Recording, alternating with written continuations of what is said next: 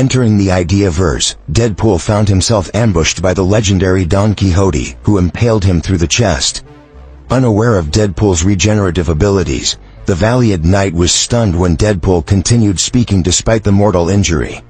Mistaking Deadpool's resilience for sorcery, Don Quixote was caught off guard as Deadpool sliced his eye, blinding the iconic knight, and swiftly finished him off with a gunshot.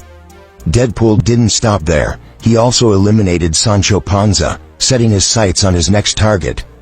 Deadpool's journey led him to the year 1850, where he encountered and killed the infamous whale, Moby Dick. Emerging triumphantly from the massive beast, Deadpool shocked the crew of the Pequod by carrying the lifeless body of Pinocchio, hinting at Vision's existence being jeopardized. Upon revealing himself on the ship, Deadpool was met by Captain Ahab. However, instead of engaging peacefully, Deadpool launched a brutal assault, dispatching crew members one by one. Deadpool's spree of destruction continued as he confronted Captain Ahab, an inspiration for General Ross, the Red Hulk. Their showdown was interrupted by the Nautilus's sudden attack, allowing Ahab to escape. Unfazed, Deadpool pressed on with his mission. Within the Ideaverse, Deadpool's next victims included Tom Sawyer and Count Dracula. In a surprise attack on Dracula's lair, Deadpool used a candle as a weapon, reducing Dracula and his brides to ashes. His next adversary was the Headless Horseman, an inspiration for both Marvel's Ghost Rider and the Green Goblin. After a fierce battle, Deadpool decapitated the Horseman, adding another name to his list. Moving on, Deadpool faced inspirations for Elektra, She-Hulk, Mockingbird, and Black Widow, the Little Women. Unable to take them all head-on, Deadpool opted for an explosive solution, leveling their location and walking away from the chaos. As Deadpool's rampage escalated, a desperate mad thinker reached out to Sherlock Holmes for help. Holmes assembled a team, including his assistant John Watson, Beowulf, Milan, and Nathaniel Bumppo. With H.G. Wells's time machine at their disposal, the team set out to stop Deadpool.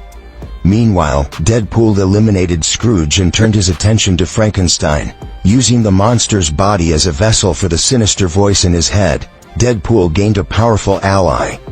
Together, they traveled to India in 1900, targeting Mowgli and his animal family, inspirations for Ka-Zar and Zabo. Their mission took an unexpected turn aboard the Nautilus, where they encountered Captain Ahab and Captain Nemo.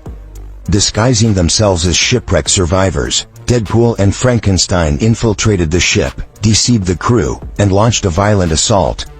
Though Nemo, an inspiration for Magneto, survived, Deadpool chained him to a torpedo, which he used to kill a mermaid, an inspiration for Namor.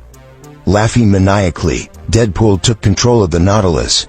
Setting their sights on the Greek monster Charybdis, Deadpool and Frankenstein managed to kill the beast with a harpoon. However, the intense battle led to the Nautilus's destruction. Left with no choice, the duo teleported away, leaving a trail of carnage. In 1627, Deadpool and Frankenstein confronted the Three Musketeers. After eliminating them, Deadpool had a startling realization.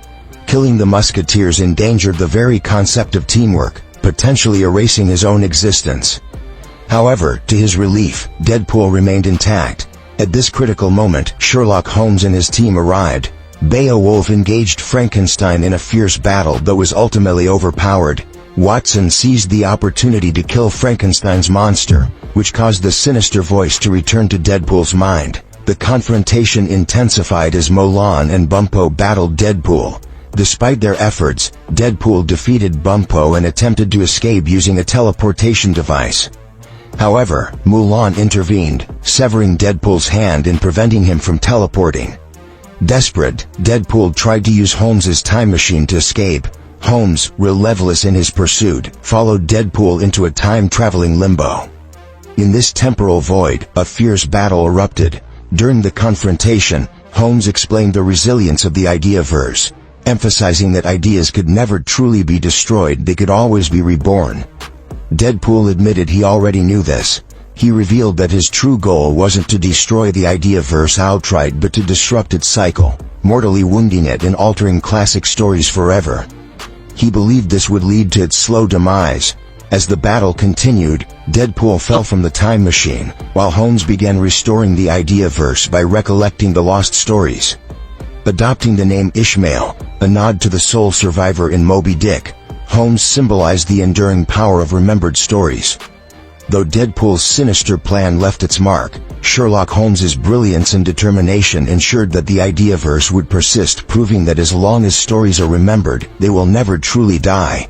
And that's the story of Deadpool's chaotic rampage through the Ideaverse. What do you think about his plan to disrupt classic stories? Let's take a step back and explore where it all began. The intriguing backstory of this comic sets the stage for the mind-bending events that follow, offering a deeper look into the origins of the Ideaverse and the events that led to Deadpool's wild journey.